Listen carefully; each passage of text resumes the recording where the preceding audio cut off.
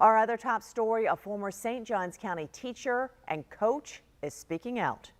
There's only really one place you can go once you hit rock bottom, and that's up, and it feels really, really great to kind of get the story out, get the truth out.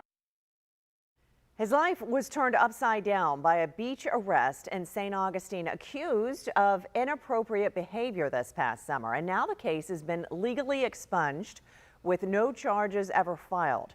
Our Sydney Deshawn is joining us. And Sydney, Christopher Ford, I should say, says he's fighting to get back into the classroom.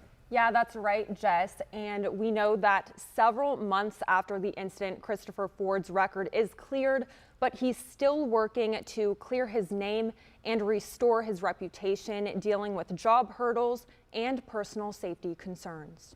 A typical summer morning at St. Augustine Beach. That's all Christopher Ford says it was for him on August 2nd, until people mistook it for something sinister. Over the summer, since I don't work, I would go play basketball. To cool down, I'd go to the beach. Usually I would go to Volano.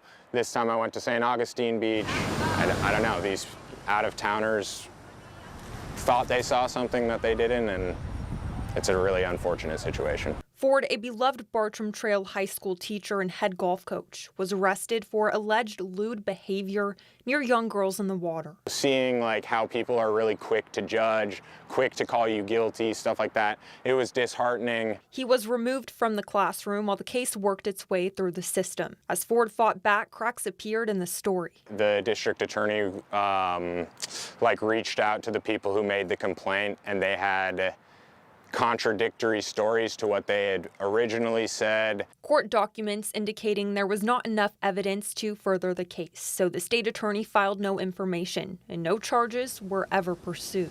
This February 26th, the court granted a full expungement of the case, meaning the case has been erased. Ford says those closest to him had faith it would all work out. They knew that the justice system would take obviously it's going to take a little bit of time, but it's going to work out. It's going to clear your name, and it did. He's now fighting to be back in the place he loves, the classroom.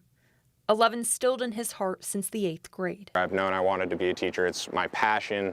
And so moving forward, the main goal that I have is to get back into the classroom and just continue to support the students of St. Johns County. I just feel like I have a lot to give and a lot more to give. And he hopes one day, too, he will be back on the beach. I have not been back to the beach since then, which is really unfortunate because part of the reason I moved to Florida was to go to the beach.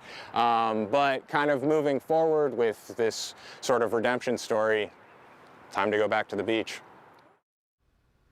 Now, we did reach out to the St. Johns County School District, who said Ford is currently working at the district office as they wait on a resolution from the Florida Department of Education Professional Practices. We're still waiting to hear back from the department on his status.